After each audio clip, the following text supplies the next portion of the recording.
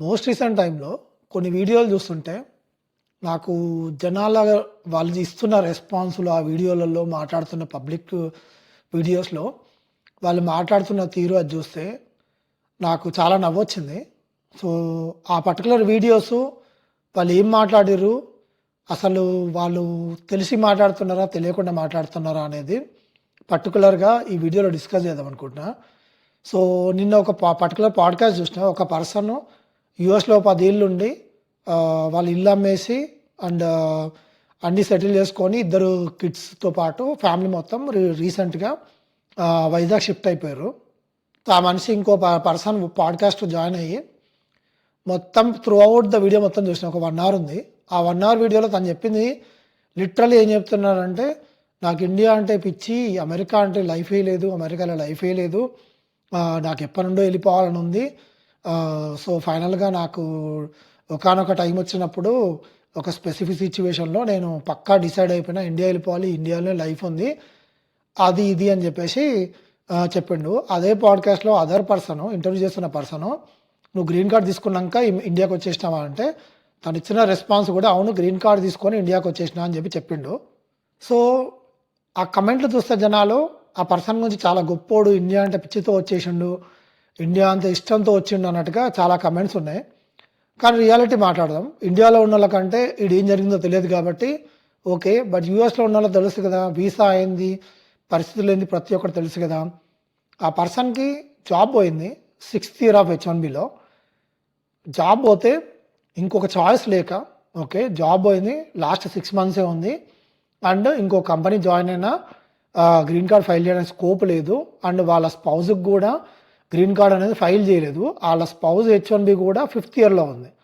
So, ఇప్పుడు green card file చేస్తే at least 2 years పడుతుంది, అట్లీస్ట్ మినిమం I-140 రావడానికి. సో, ఇప్పుడు ఆ పర్సన్ డిపెండెంట్ కూడా కంట్రీలో ఉండి వాళ్ళ స్పౌజ్‌కి గ్రీన్ కార్డ్ ఫైల్ చేయించినా కూడా ఇంకా 2 ఏళ్ళు పడుతుంది కాబట్టి, ఈ 2 ఏళ్ళు ఖాళీగా కూర్చోలేక అండ్ సేవింగ్స్ ఉండవు కాబట్టి, సొంత ఇల్లు ఉంది, ఖర్చులు ఉన్నాయి. సో, ఇవన్నీ మేనేజ్ చేయడం కష్టం కాబట్టి చాయిస్ లేక వెళ్ళిపోయాడు ఆ పర్సన్ విత్ ఫ్యామిలీ.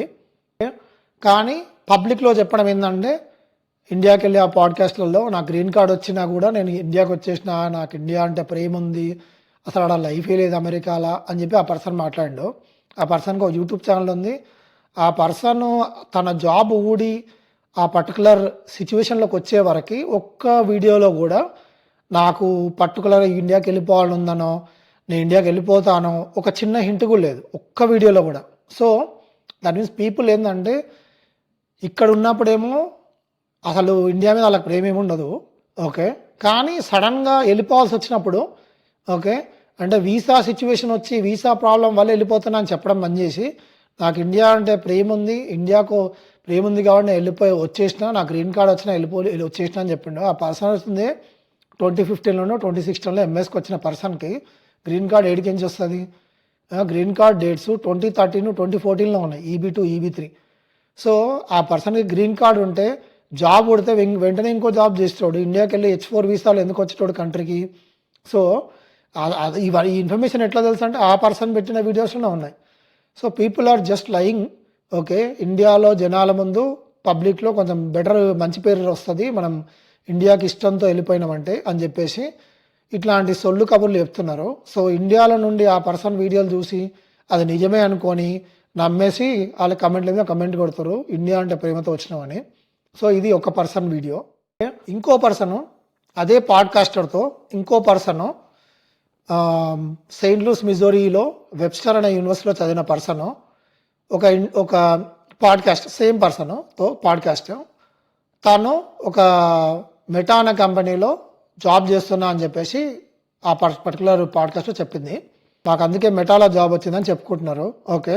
దీనివల్ల ప్రాబ్లం ఏంది తెలుసా, ఇట్లాంటి వాళ్ళని చూసి ఇండియాలో ఉన్న వాళ్ళు చాలామంది స్టూడెంట్స్ ఇన్స్పైర్ అయ్యి, అరే ఇంత హ్యాపీగా ఉంటుందా, మనం ఈజీగా ఎంఎస్ కంప్లీట్ చేయొచ్చు, మెటా లాంటి కంపెనీలో జాబ్ కొట్టవచ్చు అని ఒక బ్లైండ్ మైండ్ సెట్తో వచ్చే పాసిబిలిటీ ఉంది. సరే డబ్బున్నోడు వచ్చి వాడు ఎంఎస్ అయిపోయింది, వాడి జాబ్ దొరకలేదు, వెళ్ళిపోయిండు అంటే వాడికి పెద్ద ఫరక్ పడదు. కానీ majority of the middle class or lower class financial ఆస్పెక్ట్లో middle class or lower class వాళ్ళు చాలామంది ఇట్లాంటి వాళ్ళని చూసి ఇన్స్పైర్ అయ్యి వచ్చి వాళ్ళ ఆ అప్పులు కట్టుకోలేక, జాబులు లేక, ఎంఎస్ వాళ్ళు ఎంతోమంది కరెంటు జాబులు లేక కంట్రీలో తన్లాడుతున్నారు. అది నాకు తెలుసు. సో, ఇట్లాంటి మీరు ఒకవేళ యూట్యూబ్‌కెళ్ళి మీ గురించి గొప్ప చెప్పుకోవడం పక్కన పెడితే, మీ ఫ్యామిలీ ఏదో ఇండియాలో చూసి గొప్పలుగా మనం గొప్ప అని చెప్పి ప్రెజెంట్ చేసుకునే ప్రయత్నాలలో మీరు నిజాలు చెప్పండి. అంతే కాదు అన్నప్పుడు నువ్వు వీడియోలు చేసి జనాలందరినీ పిచ్చోళ్ళని చేసి వాళ్ళకి ఇంట్రెస్ట్ తీసుకొచ్చి యూఎస్ మీద అబద్ధాలు చెప్పి కాలేజ్‌లో ఎంఎస్ టైంలో పార్ట్ టైమ్ జాబ్ చేయలేదు. ఓకే. జాబ్ వెంటనే వచ్చింది లక్కీగా. 1 ఇయర్‌లో నీ కాలేజ్ ఫీజు మొత్తం, బ్యాంక్ లోన్ మొత్తం క్లియర్ చేసినావు. కానీ ఇలాంటి జనాలు లెస్ దాన్ 1% ఉన్నారు యూఎస్‌లో స్టూడెంట్స్. 99% ఆఫ్ ది పీపుల్ చాలా స్ట్రగుల్ అవుతున్నారు. సో, నీలాంటోళ్ళ వల్ల జనాలు ఏమనుకుంటారంటే ఇండియాలో ఉన్నవాళ్ళు నిజమే ఇది ఈజీగా మనం జాబ్ కొట్టవచ్చు. ఈజీగా 80-90 లాక్స్‌ని లోన్‌ని జస్ట్ లైక్ దట్ క్లియర్ చేయొచ్చు అని ఇన్‌స్పైర్ అయ్యి వచ్చి 40-50 లక్షలు డెప్ట్ పెట్టుకొని ఇండియాకెళ్తే వాళ్ళకి లైఫ్ టైం పడుతుంది అది రీపే చేయడం. సో, అనవసరంగా అబద్ధాలు చెప్పి మీరు ఏదో గొప్ప అని చెప్పుకోవడం కోసం ఇండియాలో ఉన్న వాళ్ళు చూసే వాళ్ళకి, మీ ఫ్యామిలీ వాళ్ళకి మీరు చాలా గొప్ప అని చెప్పుకోవడం కోసము అనవసర అబద్ధాలు చెప్పకండి. నువ్వు యాపిల్‌కి పని చేస్తే ఫుల్ టైము యాపిల్‌కి అని చెప్పు. ఆర్ మధ్యలో ఉండే లేయర్‌కి పని చేస్తున్నావు ఫుల్ టైం అంటే, ఆ మధ్యలో ఉన్న లేయర్‌కే నేను ఫుల్ టైం చేస్తున్నా అని చెప్పు. అంతేగాని లేయర్‌కి పని చేస్తూ కాంట్రాక్ట్‌గా యాపిల్‌కి ఫుల్ టైం జాబ్ చేస్తున్నా అనే పనికిరాని సమాధానాలు చెప్పొద్దు. ఓకే. ఉన్న రియల్ ఫ్యాక్ట్ మాట్లాడండి. Whether it is good or bad అది మొత్తం క్లియర్‌గా తెలుసుకున్న తర్వాత జనాలు రావాలనుకుంటే వస్తారు, లేకపోతే లేదు. ఇంకోటి ఈరోజే వీడియో చూసిన. ఈ మధ్యన టెక్సాస్‌లో అందరికి తెలుసు కదా, H1Bకి సంబంధించి ఎంక్వైరీల మీద ఎంక్వైరీలు చేయడానికి యూట్యూబ్‌లో వ్యూస్ కోసం ఎంతోమంది వస్తూ తిరిగి వీడియోల మీద వీడియోలు చేస్తున్నారు. వన్ ఆఫ్ ద పర్సన్ ఈరోజు వీడియో చూసిన. ఒక మోస్ట్ ఇంపార్టెంట్ ఒక 3 థింగ్స్ నేను నోటీస్ చేసిన. ఒక స్టూడెంట్ ఏమో పార్ట్ టైం జాబ్ చేస్తూ విచ్ ఈజ్ రెస్టారెంటో ఏదో ఉంది, విచ్ నా యూనివర్సిటీది కాదు, బయట పార్ట్ టైం జాబ్ చేస్తూ ఆ క్యాండిడేట్ వచ్చి క్వశ్చన్స్ అడిగితే, అవును ఇది మా రిలేటివ్ది, నేను పార్ట్ టైం జాబ్ ఇక్కడ పనిచేస్తున్నా, నేను స్టూడెంట్ని F1 వీసాలో ఉన్నా అని క్లియర్గా చెప్పేస్తుంది ఆ పర్సన్, అమ్మాయి. అంటే ఆమెకి నాలెడ్జ్ ఉందా లేదా, అంటే F1లో నువ్వు అవుట్ సైడ్ ద యూనివర్సిటీ పని చేయొద్దు అని తెలుసా తెలియదా, తెలుసుంటే నాకు తెలిసి రెస్పాండ్ అయ్యేది కాదు. అంటే అంత బేసిక్ నాలెడ్జ్ కూడా లేకుండా ఎంఎస్కి వచ్చి పార్ట్ టైం జాబులు చేస్తూ దట్టు వీడియోలో ఆన్ కెమెరా నేను ఇది చేస్తున్నా అని చెప్పేసి లైవ్లో చెప్పేస్తుంది ఆ పర్సన్. సో, మీరు పర్టికులర్ ఆలోచించుకోండి, మీరు ఏం మాట్లాడుతున్నారు పబ్లిక్లో, అది లైవ్ కెమెరాలలో. ఓకే, నువ్వు చేసేదే పెద్ద తప్పు, ఇల్లీగల్ వర్క్. ఓకే, మళ్ళీ దాన్ని సమర్థించుకుంటూ అవును ఇది మా రిలేటివ్ది, నేను పార్ట్ టైం జాబ్ చేస్తున్నా అని చెప్పి ధైర్యంగా చెప్పేస్తున్నావు. సో, స్టూడెంట్స్ కొంచెం వాడండి, మీరు ఏం మాట్లాడుతున్నారు ఏం చేస్తున్నారు, వీళ్ళు ప్రతి ఒక్కరు కాదు, ఈ particular category of people. So, కొంచెం చూసుకోండి ఏం మాట్లాడుతున్నారు. అదే వీడియోలో ఇంకో పర్సన్ 7-Eleven స్టోర్లో 7-Eleven షర్ట్ వేసుకొని ఉన్నాడు ఆ పర్సన్. ఈ పర్సన్ వచ్చి ఆ పర్సన్ అడిగింది ఏంది, నువ్వు స్టూడెంట్ వీసాలో ఉన్నావా అంటే, లేదు నేను వర్క్ వీసాలో ఉన్నా అని చెప్పిండు. ఓకే, ఏ వీసా అంటే H1B అన్నాడు. ఒక H1B క్యాండిడేట్ ఒక 7-Eleven స్టోర్లో 7-Eleven స్టోర్ షర్ట్ వేసుకొని ఎట్లా పనిచేస్తాడు? H1Bని 7-Elevenలో పనిచేసేటోళ్ళ కోసం క్రియేట్ చేసిన H1B కాదు అది. ఓకే, మీరు కనీసం బ్రెయిన్ వాడండి. ఏం మాట్లాడుతున్నారు పబ్లిక్లో, ఒకరు వచ్చి మిమ్మల్ని క్వశ్చన్ అడిగితే మీరు ఏం మాట్లాడుతున్నారు, ఏం చేస్తున్నారు, అసలు ఇల్లీగల్ జాబులు ఎందుకు చేస్తున్నారు? ఓకే, ఇట్లాంటి ఒకరు ఇద్దరు వల్ల ఆ స్టూడెంట్ ఈ పర్సన్ ఇట్లాంటి వాళ్ళ వల్ల ఓకే నార్మల్గా లెజిట్గా జాబులు చేస్తున్న వాళ్ళకి వాల్యూ పోతుంది. ఓకే, నార్మల్గా 1 or 2 పీపుల్ చేసే ఫ్రాడ్ల వల్ల ఓకే కంప్లీట్ హైదరాబాదీ జనాలు అంటే ఇంకా లిటరలీ దారుణమైన నెగిటివిటీతో చూస్తున్నారు. పబ్లిక్లోకి వెళ్ళి హైదరాబాద్ అని చెప్పుకోలేని పరిస్థితిలో ఉండే పరిస్థితి క్రియేట్ చేస్తున్నారు. సో, కొంచెం బ్రెయిన్ యూజ్ చేయండి. ఏం మాట్లాడుతున్నారు, అసలు ఏం జరుగుతుంది సరౌండింగ్లో, ఆ స్టేట్లో ఆ కంట్రీలో ఏం జరుగుతుందో కొంచెం తెలుసుకొని కొంచెం బిహేవ్ చేయండి. ఇదే వీడియోలో ఇంకొక పర్సన్, వాడు ఐ థింక్ ఇద్దరు బంగ్లాదేశీ ఆర్ పాకిస్తానీ.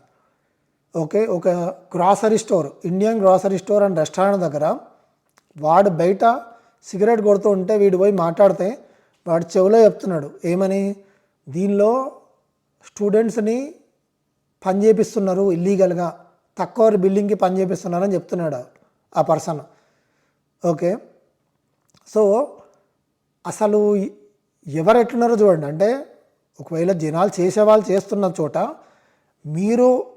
మేము చేస్తున్నామని ఎవరికి తెలియదని మీరు అనుకుంటున్నారు, కానీ మీలోనే ఆర్ అంటే పడనోళ్ళే అక్కడికి వెళ్ళి ఇంకో డిఫరెంట్ ఇన్ఫర్మేషన్ ఇస్తున్నారు వాళ్ళకి. అంటే ఎవరైతే ఈ పనులు చేస్తున్నారో వాళ్ళకి సంబంధించిన వాళ్ళే, వాళ్ళ మీద కొల్లున్నోళ్ళో హూఎవర్ వాళ్ళకి సంబంధించిన వాళ్ళే అక్కడ ఇన్ఫర్మేషన్ ఇచ్చి మిమ్మల్ని ఎంక్వైరీ చేయించే పరిస్థితి తీసుకొస్తున్నారు. కాబట్టి ఫస్ట్ థింగ్ ఇట్లాంటివి ఎవరైతే చేస్తున్నారో అవి ఆపేయండి. ఓకే, లేకపోతే ఇది ఇంకా ఓవర్ స్ప్రెడ్ అయ్యి ఓవర్ నెగిటివిటీ క్రియేట్ అయ్యి ఇండియన్స్ అంటేనే ఇంకా కంప్లీట్లీ వర్స్ట్ క్యాండిడేట్స్ అనే పరిస్థితికి వచ్చింది. ఒక 5 ఏళ్ల క్రితం ఇండియన్స్ అంతా టెక్నాలజీలో టాప్ క్యాండిడేట్స్, డాక్టర్స్ ఉంటారు, అది ఉంటారు, ఇది ఉంటారు అనే మైండ్ సిచ్యువేషన్ నుండి ఇండియన్స్ అంటే కంప్లీట్ వేస్ట్ కాలరా బాబు అనే type of negative situation create అయింది. సో ఇది నేను చెప్పాలనుకుంది, మీరు ఏం చేస్తున్నారో, కంట్రీలో ఏం జరుగుతుంది, స్టేట్లో ఏం జరుగుతుంది మొత్తం చూసుకొని మీరు ప్రాపర్గా ఒకవేళ లీగల్ థింగ్ చేయట్లేదు అంటే అది ఆపేసి ఓకే ప్రాపర్గా ఉండడానికి ట్రై చేయండి. ఓకే, అంత ఈజీగా లేదు సిచ్యువేషన్, ఒకప్పుడున్నంత సింపుల్గా లేదు. And at the same time కొత్తగా వచ్చేటోళ్ళు చాలా ఆలోచించుకోండి. ఓకే, ఇల్లు కొనాలి అనుకునేటోళ్ళు ఇంకా డబుల్ సెకండ్ థర్డ్ టైం ఆలోచించుకోండి. దాని మీద ఇంకో వీడియో వస్తుంది తొందరలో. Thank you, see you in the next video.